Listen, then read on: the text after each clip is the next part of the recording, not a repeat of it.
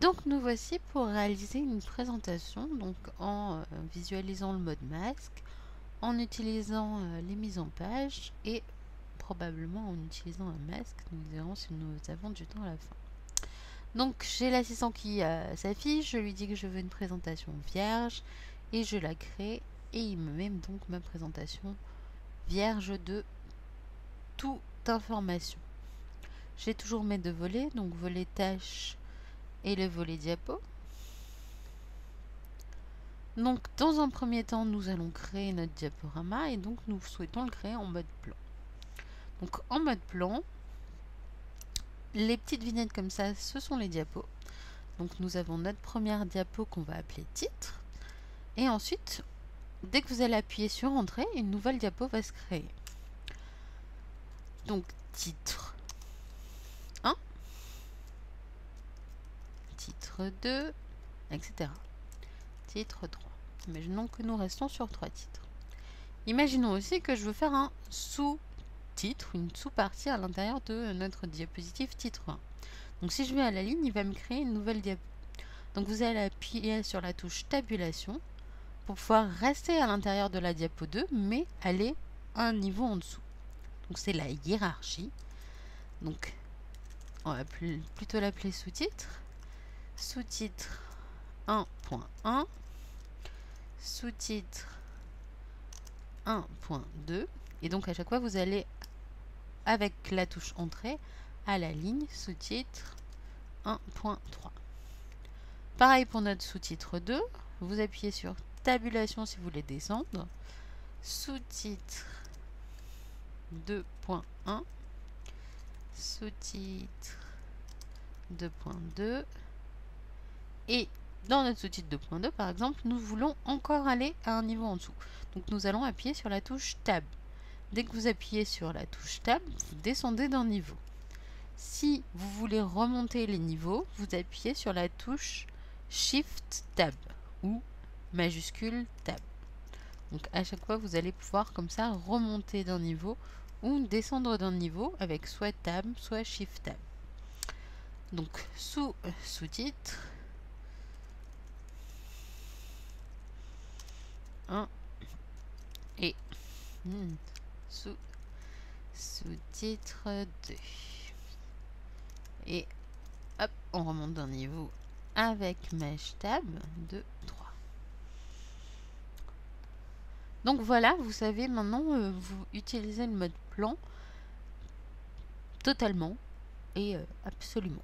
Donc si je reviens en mode normal, j'ai créé plusieurs diapositives que nous allons donc pouvoir voir à l'intérieur de notre volet diapo. Donc titre 1 avec mes différents sous-titres, titre 2 avec mes différents sous-titres et mes sous-sous-titres, et titre 3 que nous avons créé. Donc vous voyez qu'en mode plan, on crée très rapidement les choses.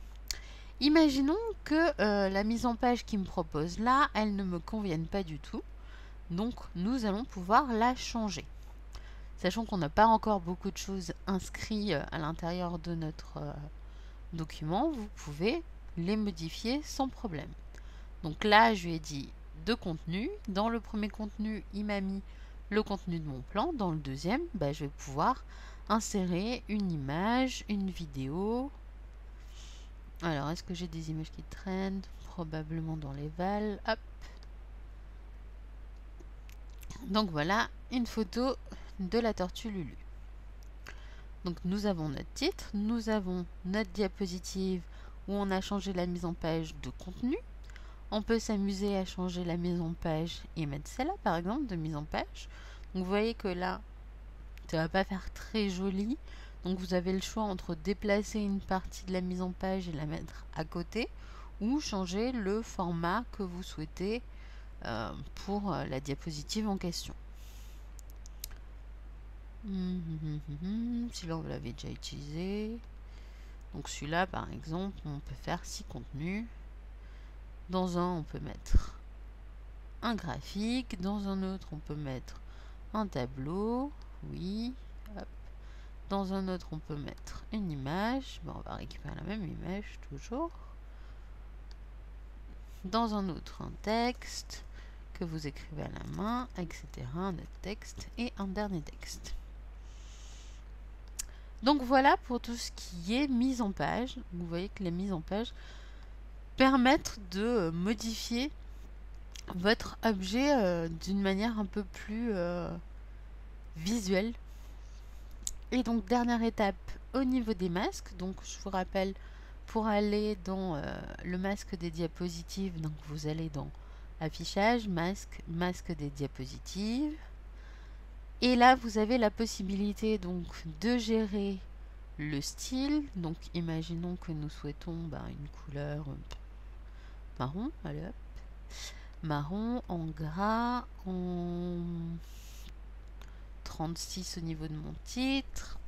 On va changer la police. On va mettre ce truc là comme police. Vous pouvez modifier encore les polices et caractères en passant par cette chose là. Donc hop, 30-30, alignement centré, ça me convient. Tabulation, j'ai pas besoin de tabulation là-dedans. Vous pouvez vous amuser à changer les puces. Donc là, nous sommes au niveau 1 de notre plan. Donc vous allez pouvoir gérer quel caractère de puce vous souhaitez avoir. Donc imaginons que j'ai envie d'avoir ce crayon là. Ok, donc vous voyez que ma puce de niveau 1 se mettra avec ce crayon là. Niveau 2, j'ai pas du tout envie d'avoir ça. J'ai envie d'avoir totalement autre chose. Une pomme, donc la pomme de Mac. Donc voilà, je vais avoir un stylo et une pomme. Donc j'ai bien un stylo et une pomme sur mon masque.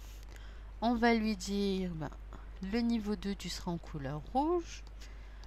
Là, vous voyez que là, il y a la hiérarchie et l'héritage des styles. Donc nous avons notre second niveau qui va donner son style à l'ensemble des niveaux qui sont en dessous de lui. Donc si vous mettez quelque chose au niveau 1, tous les autres niveaux vont appliquer cette chose là. Exemple, là j'ai mis niveau 1 en gras, tout le monde se met en gras en dessous. Donc c'est pas très lisible et pas très intéressant pour la suite. Donc on va changer. Donc pour changer une puce de niveau 3, pareil, vous pouvez passer ici en niveau. Donc vous avez puce par défaut. Si j'ai envie par exemple de mettre une image à la place de mettre la puce, donc des fois vous avez la galerie qui ne marche pas. Donc c'est pas grave, à ce moment-là vous allez appeler un fichier et aller chercher une image à l'intérieur du fichier pour avoir l'image. Faites attention à la proportion de l'image, des fois elle est trop grande. Donc pensez à la mettre plus petite. Donc 3. C'est encore grand. 3. 1, 1. Hop. Donc voilà, donc là nous avons notre petite tortue que nous avions utilisée tout à l'heure, qui est maintenant en puce de niveau 3. Ok. Donc nous avons hypothétiquement fini à peu près notre masque. On va juste mettre une petite couleur là-dedans. Hop.